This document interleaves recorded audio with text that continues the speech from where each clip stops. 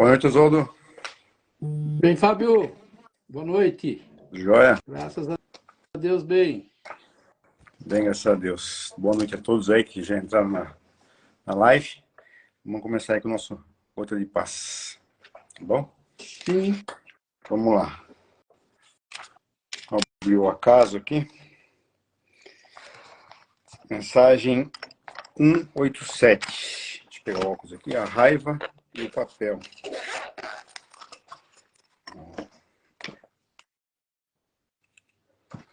A raiva e o papel. Os monges do mosteiro, vez por outras, ficavam nervosos uns com os outros.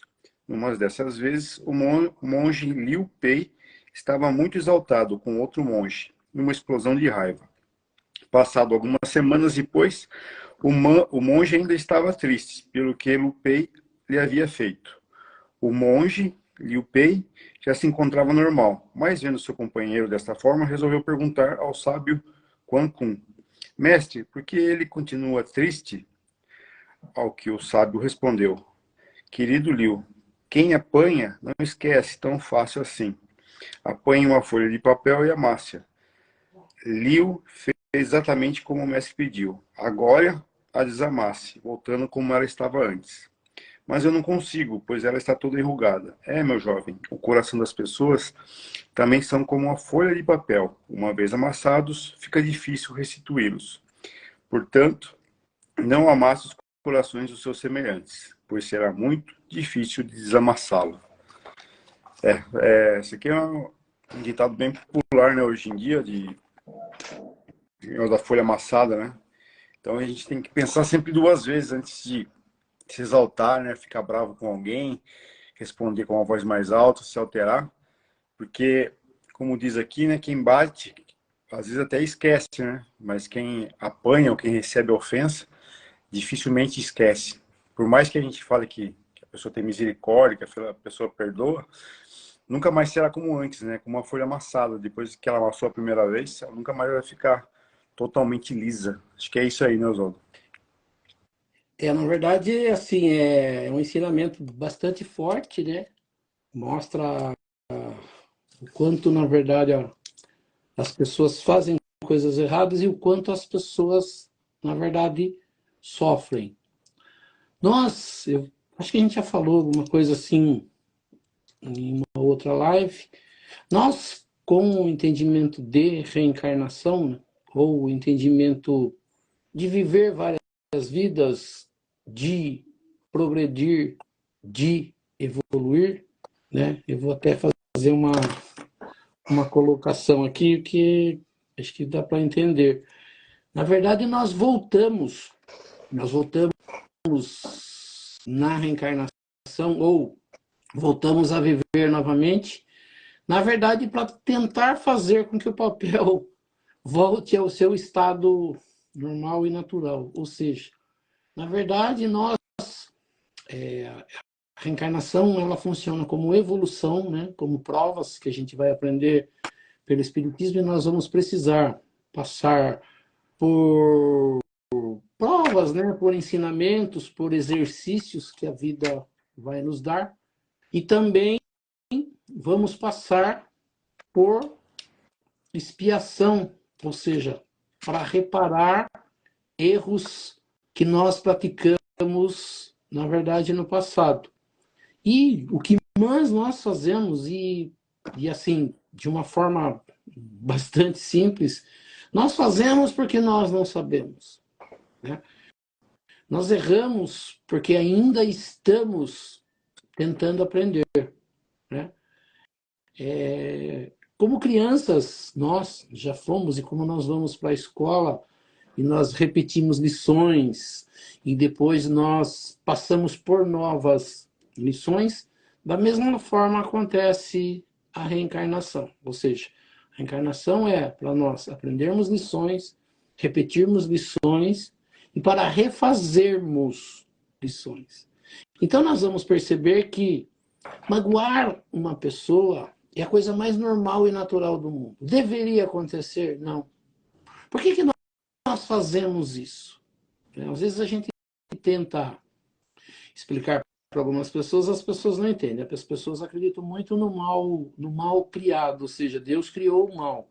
E o Espiritismo ele vai sempre rebater isso e tentar explicar para as pessoas que Deus não cria o mal. O mal é uma consequência do não conhecimento do bem. Por que as pessoas fazem coisas erradas? Porque elas não sabem fazer coisas certas. Aí algumas pessoas falam assim, ah, não, mas as pessoas sabem já fazer coisas certas. Você fala assim, não sabe. Se soubessem, não fariam. Né? Então, há repetição, há volta. Então, pode ser, né, vamos tentar entender assim, pode ser que eu saiba o que eu esteja fazendo.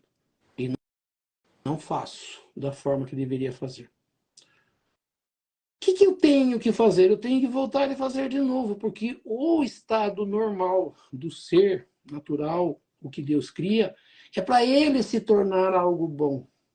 É para assim, por que nós temos que nos tornar algo bom? Porque nós fomos criados pelo ser, que é bondade infinita. Então a tendência nossa é sermos pessoas que fazem o correto. Por que nós não fazemos? Porque não sabemos. Porque viciamos a fazer errado. Porque aprendemos a fazer errado. E é muito difícil, né? As pessoas falam, né? Tem pessoas que fumam, tem pessoas que bebem, tem pessoas que usam droga, tem pessoas que jogam, tem pessoas que têm aí muitos vícios. E a gente fala assim, o que é o vício? O vício é a repetição de uma coisa que aparentemente não é legal, mas eu acostumei tanto com aquilo de alguma forma está em mim que eu não consigo tirar. Então as pessoas falam, por que você não para de fumar? Porque eu não consigo. Aí algumas fazem, né, algumas coisas e conseguem parar, e para algumas é mais difícil. Então, na verdade, nós viciamos fazer algumas coisas que são erradas e nós voltamos a refazer e tentar e buscar fazer o certo. Quanto tempo vai levar para a gente fazer o certo? A gente não sabe. Mas que a tendência é que a gente aprenda. Nós só não aprendemos porque nós não nos esforçamos. Né? Nós acostumamos e aceitamos as coisas como elas são. É muito difícil mudar alguma coisa. Né? Por quê? Porque por mais que seja ruim, seja errado, me faça mal, aquilo está acontecendo na minha vida. Para eu mudar alguma coisa, eu vou ter que mudar uma quantidade de coisas na minha vida. E aí as pessoas dizem, isso dá trabalho. E nós na verdade, né, a gente brinca muito. A gente se coloca no piloto automático, né, a nossa vida está num piloto automático. Nós fazemos praticamente as mesmas coisas todos os dias. O jeito de deitar, o jeito de levantar, a forma de comer, o que coloca na mesa, que lugar senta, né? Onde deve estar a chave, onde tem que estar tudo. O que muda a nossa vida? Quando nós não encontramos as coisas onde elas deveriam estar. Por quê? Porque eu não quero perder tempo. Eu quero sair, por exemplo, atrasado e a chave do carro tem que estar em cima da mesa e eu tenho que sair e o carro tem que estar em condições para sair. Se alguma coisinha sair fora daquilo, atrapalha o meu dia que está no piloto automático. Então, a nossa vida ela está num piloto automático e que nós não queremos mexer nisso. Eu não quero pegar a direção e dirigir. Eu quero que siga no formato que está. Está bom isso? Está correto? Ele fala assim, não, não está. Não está legal, mas mexer nisso dá muito trabalho. Vai atrapalhar a minha vida. Então, deixa seguir do jeito que está. Né? Deixa a vida me levar ao invés de eu levar a vida. Então, né, o que o Gotas de Paz diz nós erramos. É difícil, sim. É difícil por quê? Porque eu não quero mexer nisso. Né? Desamassar não vai voltar ao normal. a gente fala assim, não vai voltar ao normal, será? Por quê? Porque, assim, nós, se a gente for aprender o Evangelho de Jesus, nós vamos perceber que o que Jesus ensina para a gente, ele fala assim, para a gente quem? Jesus ensina para todos, sim? Sim.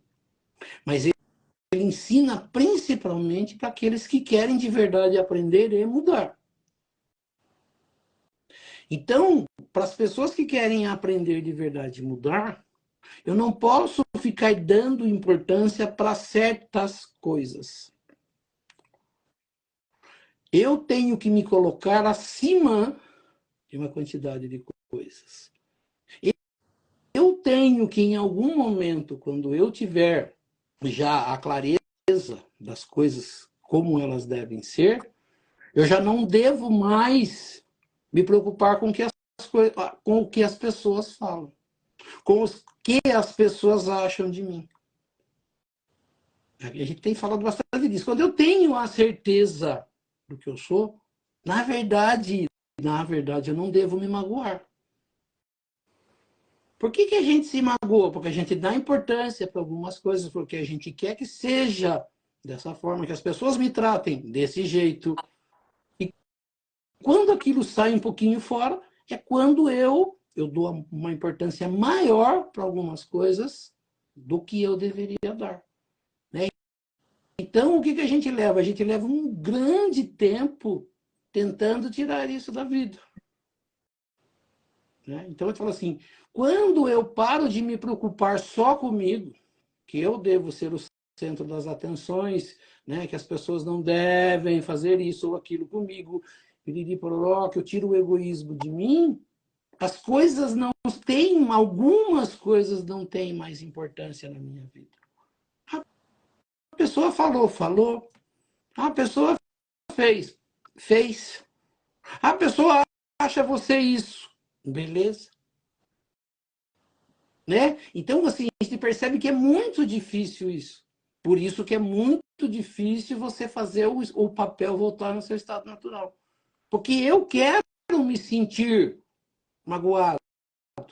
Eu quero me sentir chateado. Eu quero que as pessoas vejam o quanto eu estou sofrendo. Eu quero que as pessoas vejam o quanto é difícil a minha vida. Eu quero que as pessoas olhem para mim e vejam, olha como sofre, olha o que aconteceu, olha o que está acontecendo com você, olha. Né? Então, assim, o que Jesus faz? Jesus tenta tirar e colocar do lado dele as pessoas que já conseguem fazer isso. Para quê?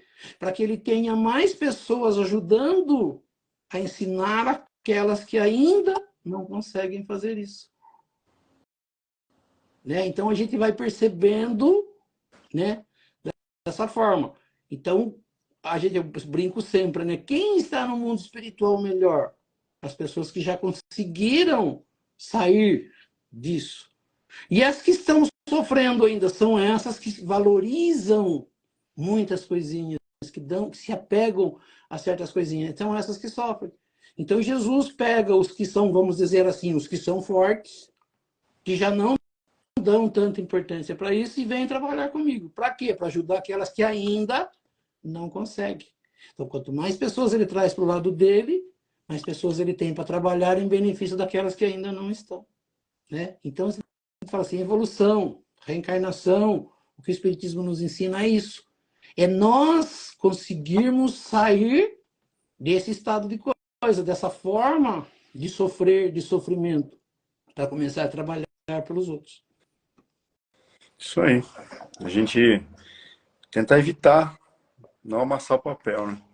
Mas se alguém amassar o nosso papel, a gente consiga perdoar essa pessoa, né? Isso, mais ou menos isso. Fácil assim. Não é isso que eu falei, a gente precisa de muito tempo, mas quanto mais rápido a gente aprender, melhor para nós. Isso aí. Vamos dar início às pressas? Sim. Então nós vamos elevando o nosso pensamento a Deus, a Jesus, e convidando aos espíritos superiores, aos nossos amigos espirituais, para que nos auxiliem e para que também participem desse nosso estudo do Evangelho nesta noite. E que aqui nesta noite nós possamos aprender um pouco mais sobre a doutrina espírita, aprender um pouco mais sobre os ensinamentos de Jesus, do Evangelho de Jesus e das leis que nos governam. E pela prece que Jesus nos ensinou, nós vamos iniciando o nosso estudo do Evangelho nesta noite. Pai nosso que estais nos céus, santificado seja o vosso nome, venha a nós o vosso reino, seja feita a vossa vontade, assim na terra como nos céus. O pão nosso de cada dia nos dai hoje, perdoai as nossas ofensas, assim como nós perdoamos aqueles que nos ofenderam. E não nos deixeis cair em tentação, mas livrai-nos do mal, que assim seja.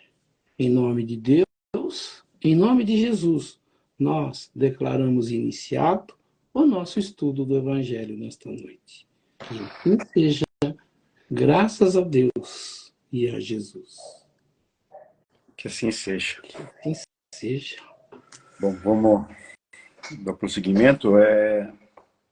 Dúvida do internauta, Oswaldo, experiência de quase morte, né? O EQM, né, que a turma fala, experiência de quase morte. O que o Espiritismo tem a dizer, né? As pessoas, quando estão para desencarnar, né? Não, desencarnar não, né? Estão correndo risco de vida, muitas vezes o coração para, né? O médico chega a levar aí 1 minuto, às vezes até 2 minutos com o coração parado da pessoa, né? E a pessoa, quando volta, ela tem um monte de lembrança, né? Desse período que ela ficou entre a vida e a morte, né? Ou realmente morreu, né? Fisicamente falando, né? O que o Espiritismo tem a dizer sobre isso? Bom, a primeira coisa que a gente precisa dizer é que isso não é um estudo do Espiritismo. A experiência de quase morte existe, elas são estudadas por médicos, por psiquiatras. Na verdade, assim, acho que o primeiro estudo que aparece mais claro é de 1975, de um médico americano, Dr. Raymond Moody, Raymond Moody Jr. Ele relata num livro, né, Vida Após a Vida, caso de 150 pessoas que passaram por, eles deram esse nome, né? EQM é a sigla, né? E de experiência, Q de quase e M de morte, que são experiências de quase morte. É isso que você falou, algumas pessoas passam por vamos dizer, um acidente aparentemente grave, que às vezes para o coração.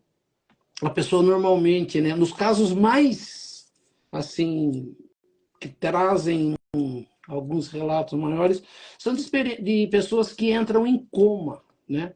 Você falou, às vezes tem pessoas que com 1 minuto ela volta, mas mesmo assim ela consegue relatar alguma coisa, mas a maioria são pessoas que ficam no hospital mais um tempo, que demoram para retornar, né? Ficam em coma, às vezes até desenganados dos médicos, né? Ainda por aparelhos, e subitamente, né, do nada, elas voltam à vida, né? Voltam ao normal. E depois de passado alguns dias com que a consciência volta, essas pessoas conseguem relatar o que aconteceu durante esse período que elas ficaram, aparentemente, que o corpo ficou ali no hospital sendo, né, mantido por aparelhos.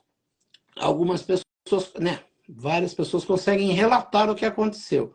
No caso desse médico, ele pegou 150 relatos de pessoas que ficaram aí algum tempo em coma, contando o que aconteceu durante esse tempo. O que é bastante interessante, né?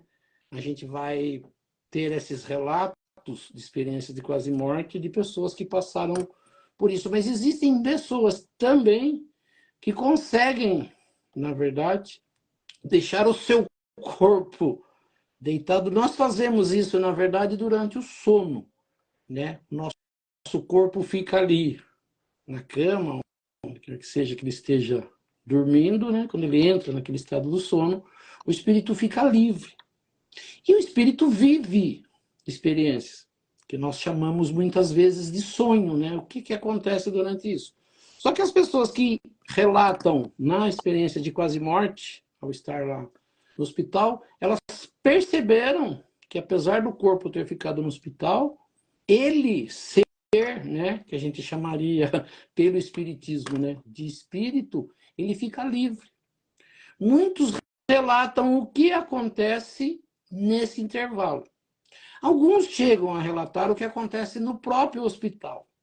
Algumas pessoas conseguem relatar quando acontece um acidente, por exemplo, na beira de uma estrada, um acidente de carro, por exemplo. Elas conseguem ver os paramédicos chegarem, aquela equipe de socorro, o médico tentando reanimar o seu próprio corpo, né, ele olhando ali, assistindo ao lado, né, ele consegue ver o médico, o desespero das pessoas, e ele ali praticamente vendo tudo isso e aparentemente tranquilo, né? Sem saber, às vezes, mas por que está acontecendo isso? O que está acontecendo? Ele consegue ter, né, ver o corpo dele caído, ver o corpo dele deitado, e ele está tendo uma atividade ali, olhando o que está acontecendo. Então, eles relatam isso de experiências de quase morte. E nos relatos, principalmente desse médico, tem vários hoje tem vários pesquisadores no Brasil, tem alguns pesquisadores, tem algumas pesquisas, algumas histórias das pessoas que passaram por isso e querem contar. O que elas contam normalmente? Né? Assim, o relato, algumas pessoas falam, quando a gente morre, passa um filme da nossa vida, a gente se vê num túnel, a gente se encontra com pessoas, alguns se encontram com os santos, alguns se encontram com os espíritos de luz, alguns se encontram com anjos, depende muito da religião da pessoa. Só que as pessoas que voltam, né, aqui davam dado como mortas e retornam à vida, elas acabam relatando o que aconteceu. O que é interessante, né, porque assim, muitas pessoas não acreditam, né, isso é feito pela ciência. Não são feitos por espíritas, por médiuns, por pessoas que acreditam nisso. Eles são feitos por pessoas que trabalham em hospitais, muitos médicos, e começaram a pegar os relatos dessas pessoas, e tanto que esse Dr. Raymond, ele acaba relatando, né? Ele tem 150 relatos que ele coloca num livro. E o que é interessante é que, na maioria, vamos dizer, de 150 pessoas, as 150 pessoas relatam o que elas viram enquanto o corpo ficou em coma e elas estiveram livres. Viram um túnel, sentiram muita paz. Poucos relatam coisas ruins, feias, né, do que aconteceu.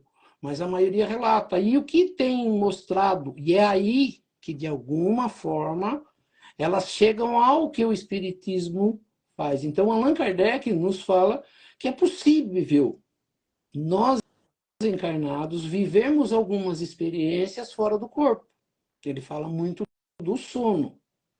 Os médiuns fazem isso praticamente acordado. O seu primo André, né, ele ia no centro, ele me contava que ele tinha uma facilidade de se ver fora do corpo. Acho que mais ou menos ele começava a entrar num estado de sono, e não era só num estado de sono, que ele conseguia se ver fora do corpo e enxergando o corpo dele.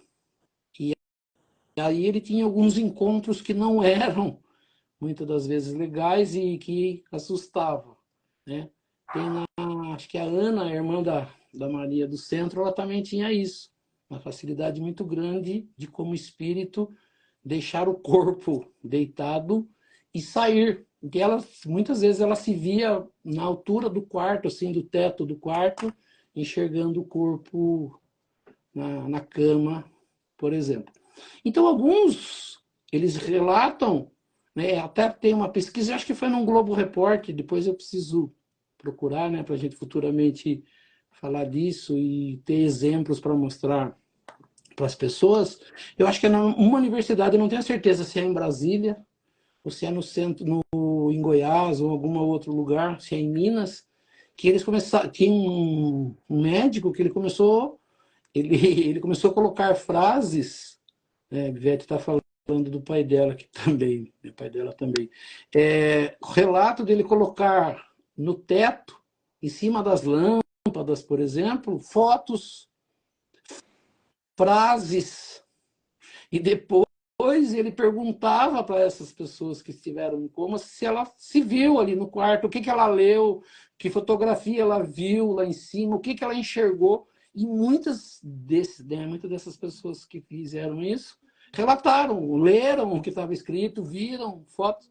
Tem uma passagem bastante interessante, eu não vou saber só né, com quem que foi que aconteceu, mas tem um relato de uma pessoa que entrou, acho que em estado de um acidente e ela perde a consciência, e quando ela chega no hospital, os médicos começam a tentar reanimar e tentam entubar ela. Ele usa a dentadura, aí uma enfermeira tira, né, a dentadura dele, guarda numa gaveta, naqueles carrinhos que levam a aparelhagem para dentro do quarto, e guarda numa gaveta desse carrinho, entubam ele fica lá alguns dias, e quando ele volta, né, recobra a consciência após alguns dias, e já está de volta ao quarto, ele vê a enfermeira entrar, ele fala, onde que está guardada a minha dentadura? Eu lembro que se você guardou a minha dentadura. E ela fala, mas como que o senhor sabe se o senhor estava inconsciente? Né? E ele viu, na verdade, em espírito, fora do corpo, ela guardando a dentadura dele numa gaveta e cobrando, né, perguntando para ela aonde, na verdade, estava.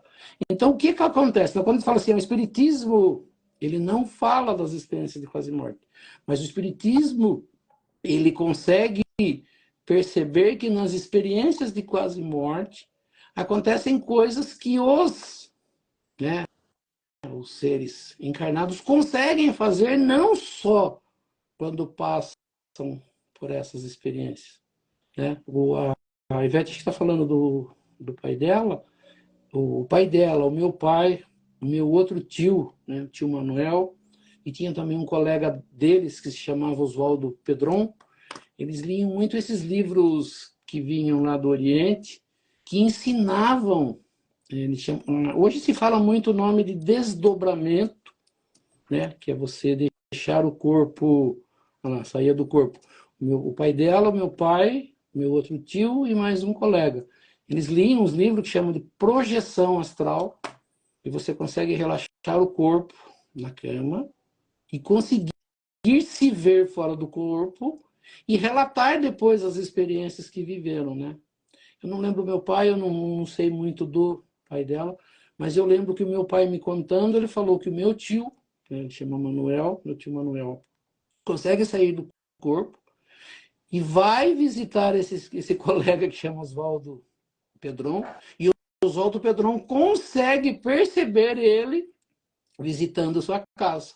Olha. Então, eles faziam essas experiências e depois, ela está falando de viagem astral.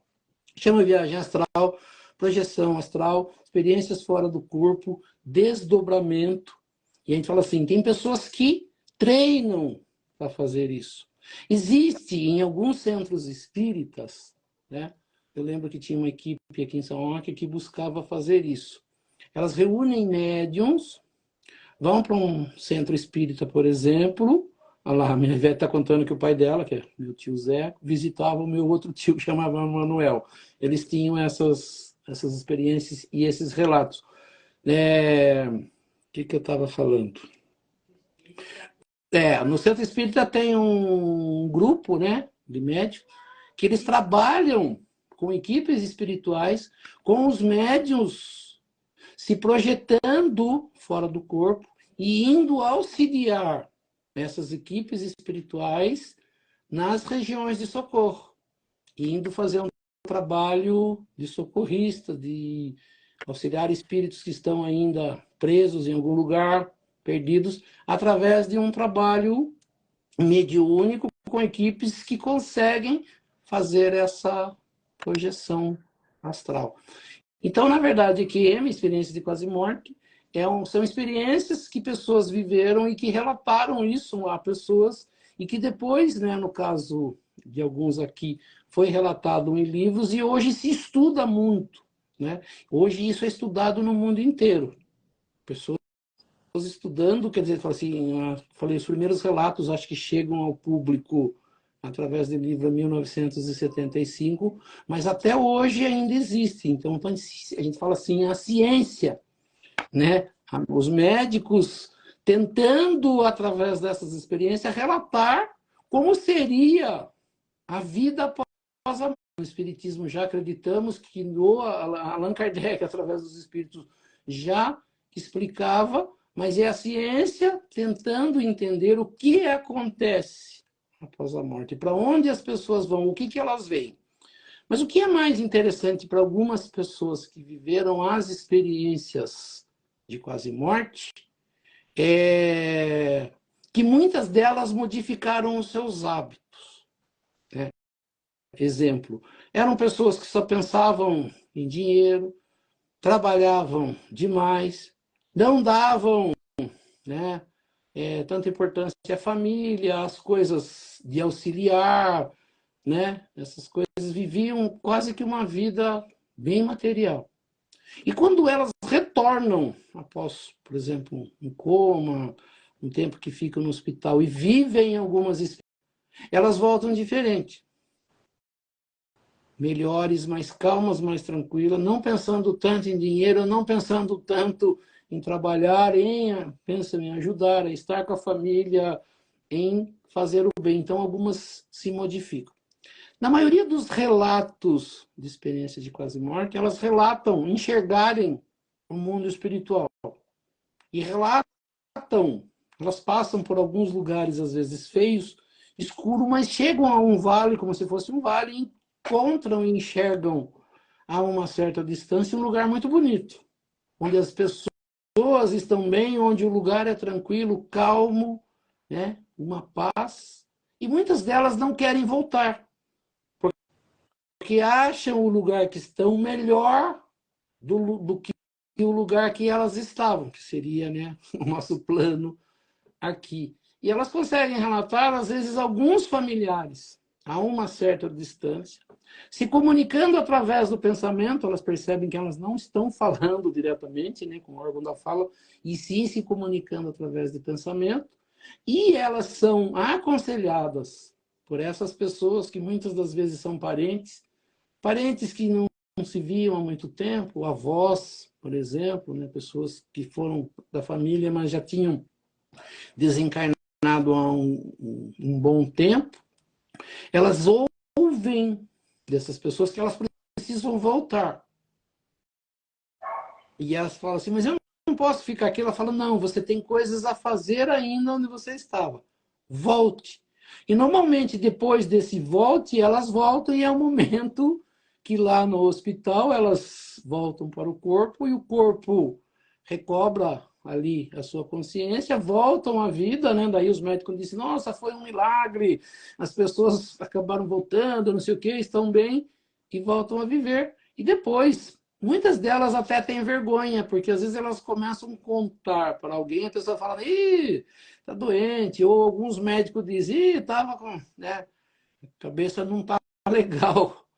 Mas quando elas encontram pessoas com quem elas conseguem contar ou que conseguem perceber que aquilo é possível, elas conseguem relatar de uma forma melhor. E esses relatos, né, que chegam às pessoas, e foi dado o nome como experiência de quase morte. Lembrando que as pessoas que são céticas, que não acreditam nisso, sempre vão dar alguma desculpa, né? Alguma coisa que a ciência não explica, alguma coisa que a ciência não descobriu ainda. Não vai descobrir, né? Porque não tem nada a ver com a matéria, né? Mas é interessante que esses médicos, através desse relato, aqueles que já conseguem enxergar não só nessa parte de o cérebro está confuso, isso, aquilo, porque as histórias, elas são bastante reais. As pessoas conseguem, e assim, algumas coisas que foram interessantes, foram de a pessoa falar, eu encontrei com uma pessoa, e essa pessoa falou isso, e não sei o quê. E aí alguma pessoa fala, mas como era essa pessoa? Era assim, assim, assim. Tem uma história, acho que é dita assim. A pessoa conta, encontrei uma pessoa, e ele relata mais ou menos como era a pessoa, fisicamente, vamos tentar entender, né? O que ela enxergou daquela pessoa. Ela falou assim, cabelos assim, usava isso ou aquilo, tinha um porte físico. Aí a pessoa fala assim, sabe o que está parecendo isso? Parece aquele nosso tio, um tio mais velho, o tio que morreu, ou o nosso avô, né? Que às vezes a pessoa não conheceu. E ele falou, Aí vai lá, pega uma foto, tem uma foto da pessoa, mostra, falou, veja isso aqui. Ele falou, essa pessoa que eu encontrei. Quer dizer, os relatos, eles são colocados, né? Para alguns, eles vão falar, não, é coisa da cabeça, isso, aquilo. Mas quando eles conseguem, de alguma forma, investigar, identificar, buscar o que se tem, chega-se à conclusão que a pessoa enxergou, sim, uma pessoa que ela não conhecia e que fazia parte da família dele.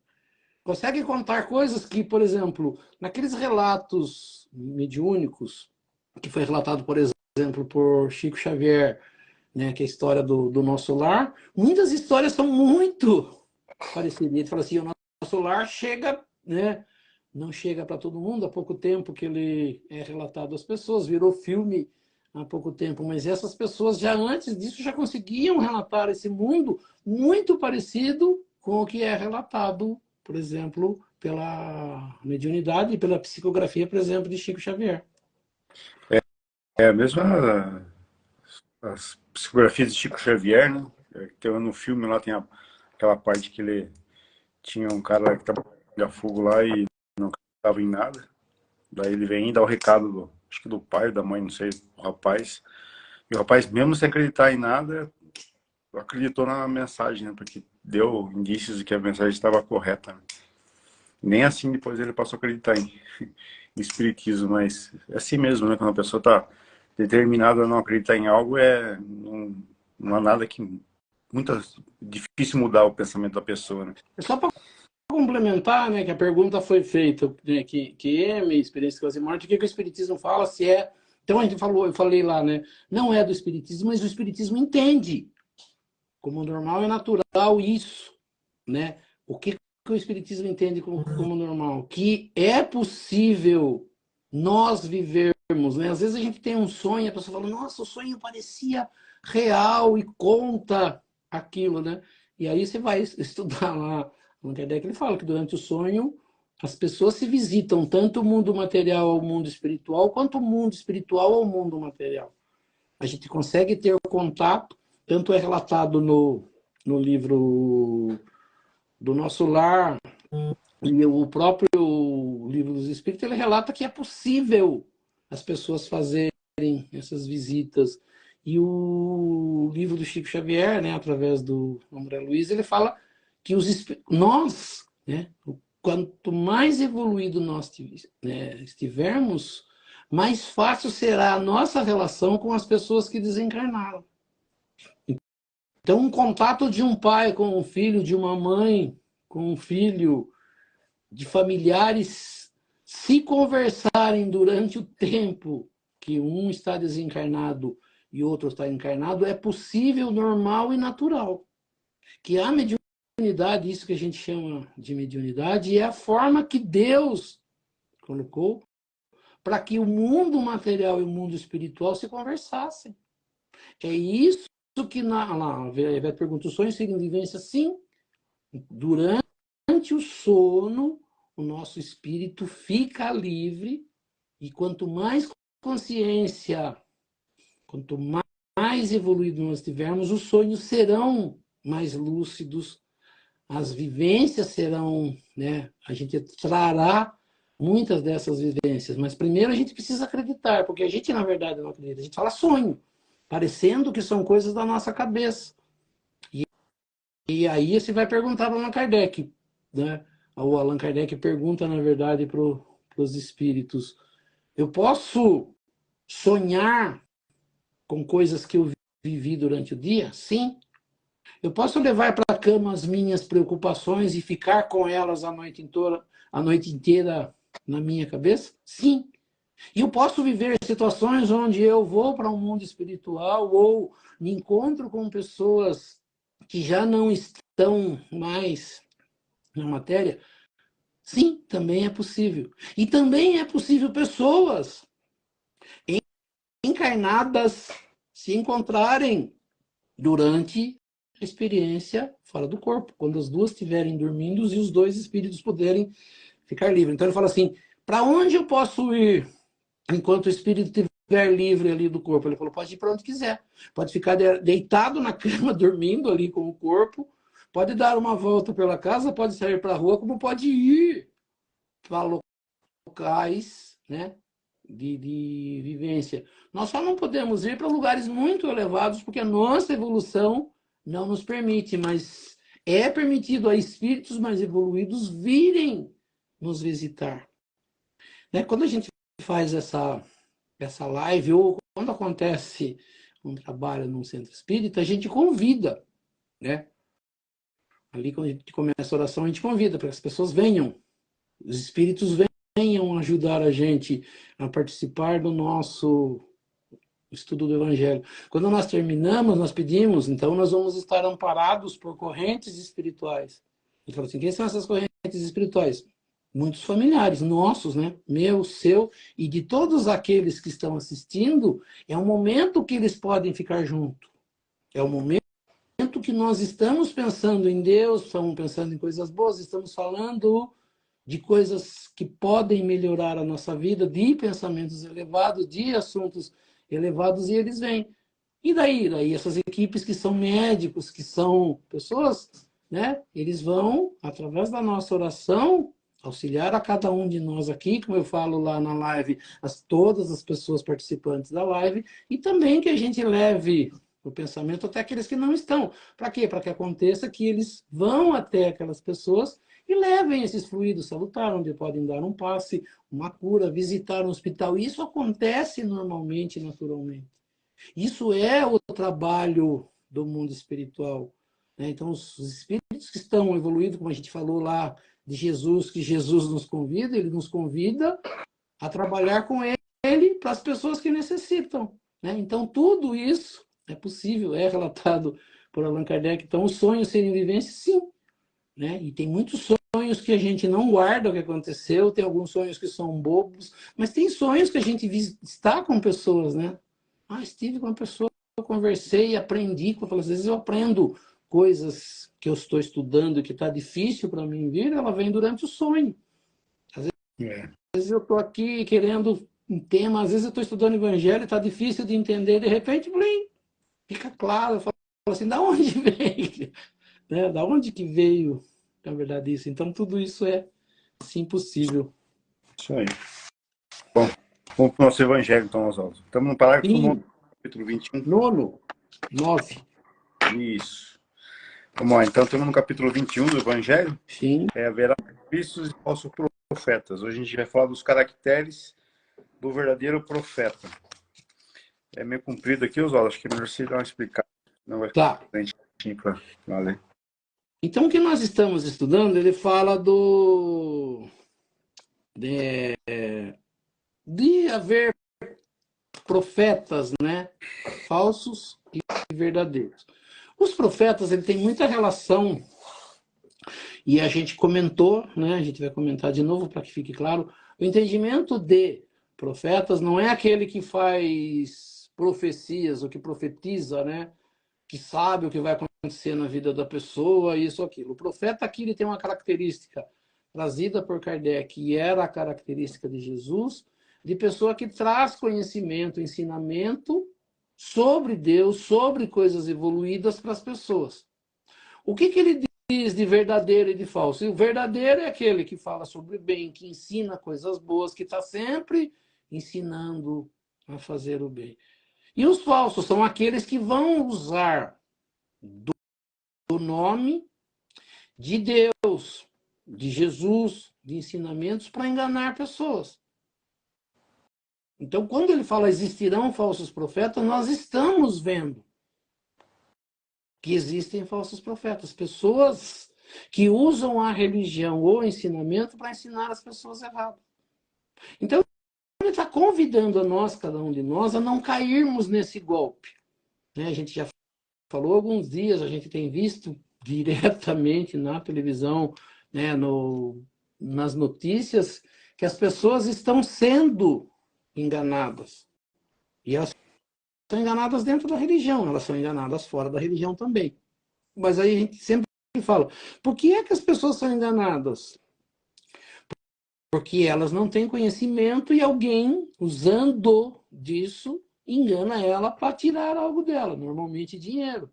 Golpes, né? A gente vê, estava até conversando hoje de manhã com um colega.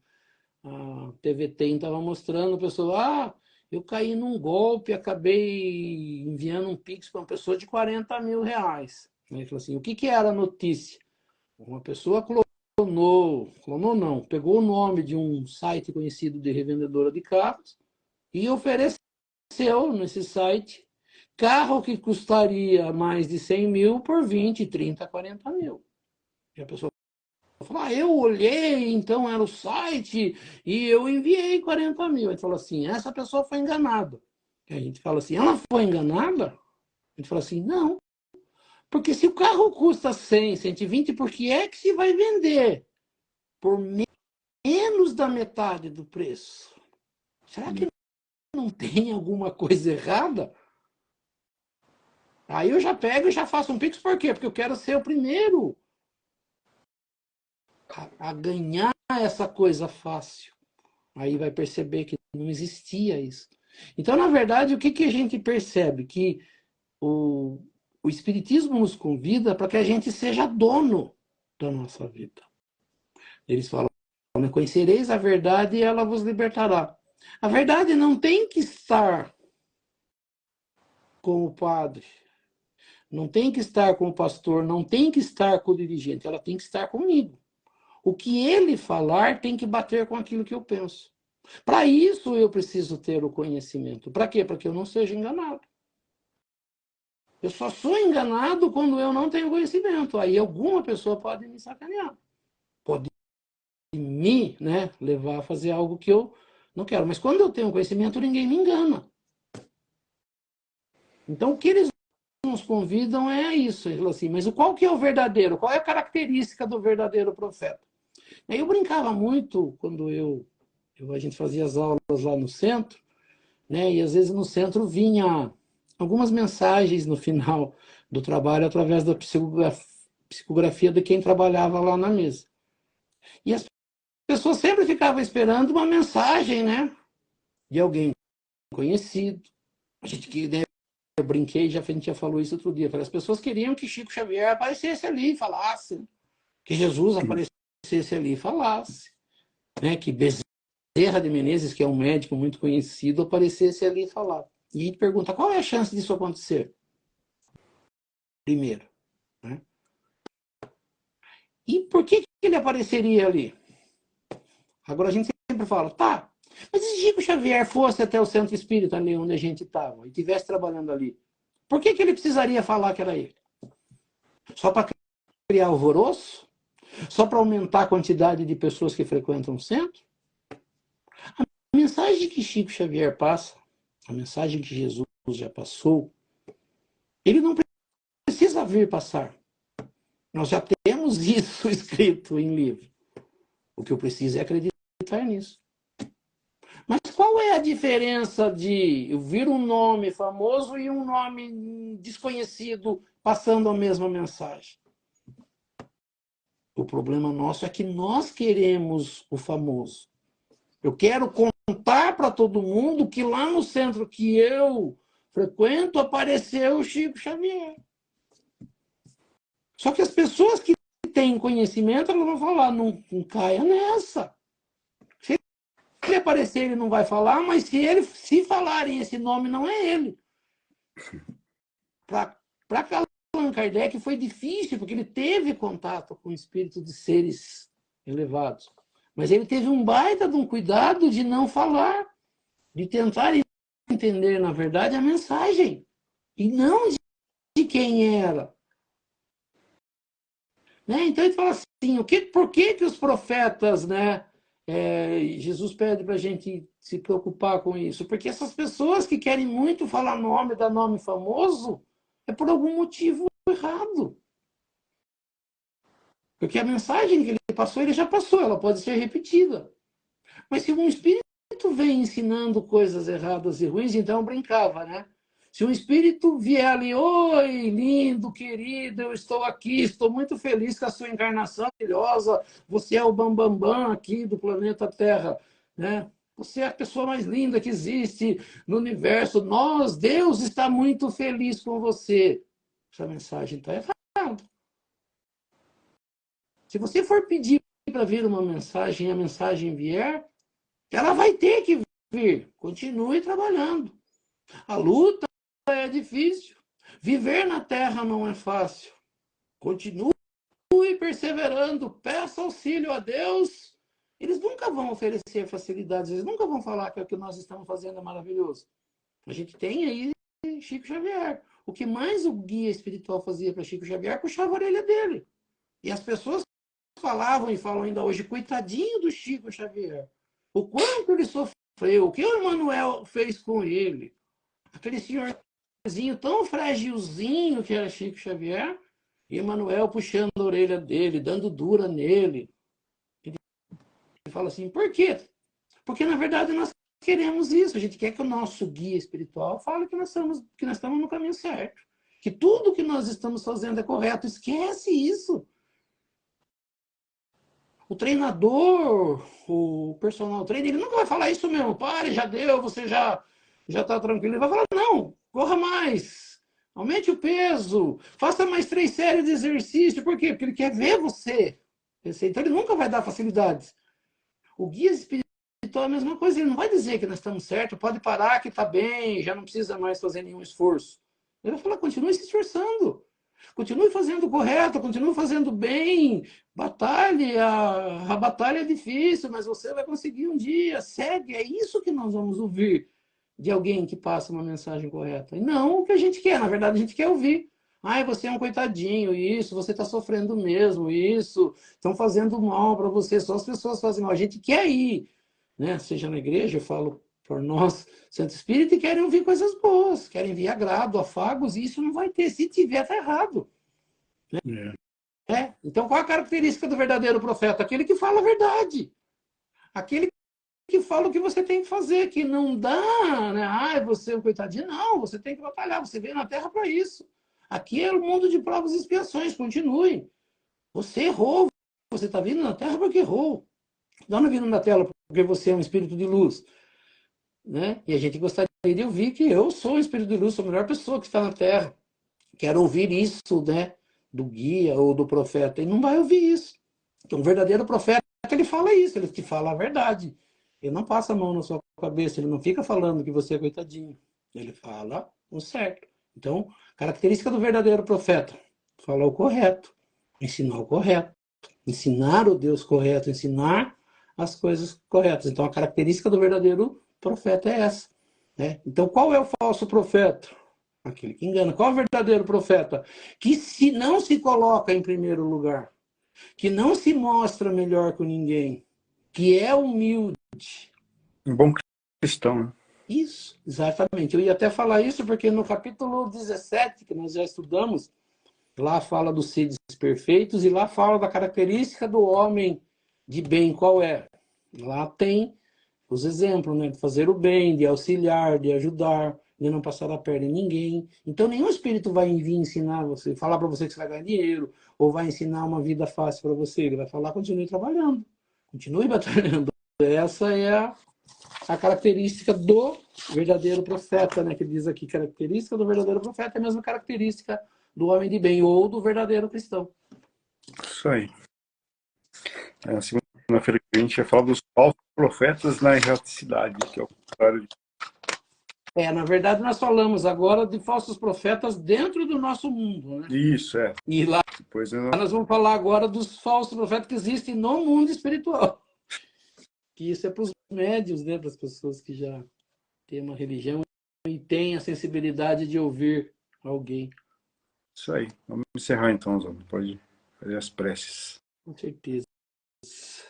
Então nós vamos elevando o nosso pensamento a Deus, a Jesus, agradecendo por esses momentos, pelo estudo da noite, por tudo que nesta noite nós tivemos a oportunidade de aprender, que tudo que nós aprendemos nós possamos colocar em prática no nosso dia a dia, junto dos nossos familiares, dos nossos amigos, dos nossos irmãos, pedindo a essas correntes espirituais que nos auxiliam, para que possam dar um passe espiritual em todos nós, participantes dessa live, as correntes médicas, as correntes passistas, as correntes médicas trazendo do laboratório espiritual o remédio e colocando sobre as águas que cada um disponibiliza em seu recinto, colocando ali o remédio para a necessidade de cada um de nós. E assim nós vamos pensar também nos nossos familiares e entes queridos, aquelas pessoas que não estiveram presentes na live, que não puderam estar presentes, que cada um eleve o seu pensamento até aqueles seres familiares, amigos, para que eles também nesta noite possam receber esse passe espiritual e que possam também ser auxiliados em tudo aquilo que for necessário e permitido por Deus e Jesus. E assim seja. E aproveitando o momento de paz, de harmonia, de boas vibrações, juntando as nossas boas vibrações às vibrações dessas correntes espirituais que nos auxiliam. E neste momento nós vamos auxiliar aos nossos irmãos mais necessitados, onde quer que se encontre um irmão necessitado, que nós possamos chegar até eles, levando até eles nossas melhores vibrações, sejam nas penitenciárias, nas cadeias públicas, nos hospitais, asilos, orfanatos, casas de caridade, casas de correção, estabelecimentos de ensino, clínicas para tratamento de dependentes de álcool e de droga, hospitais para cura e tratamento de doentes, os doentes de câncer ou de qualquer outra doença ou moléstia que aflija ao espírito humano, ou mesmo nos recintos onde se encontra um irmão necessitado, ou mesmo nas ruas onde se encontre um irmão desamparado, desabrigado, que nós possamos chegar até eles, levando até eles nossas melhores vibrações. Que assim seja. E lembrando as palavras de Jesus que disse: onde houverem 2 ou mais irmãos reunidos em meu nome, lá eu estarei no meio deles. E acreditando firmemente que Jesus se faz presente neste momento, nesta live, eu sei que cada um tem um pedido especial para fazer a ele. E aproveitando então esse momento de concentração, que cada um possa fazer o seu pedido ao nosso Mestre Jesus e a Deus Pai Todo-Poderoso. Que assim seja, graças a Deus e a Jesus.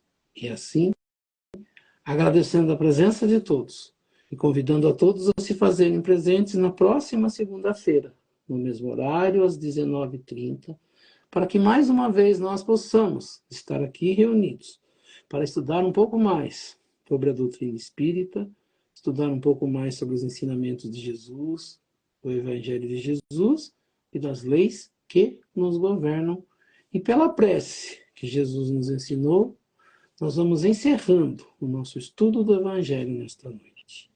Pai nosso que estais nos céus, santificado seja o vosso nome, venha a nós o vosso reino, seja feita a vossa vontade, assim na terra como nos céus.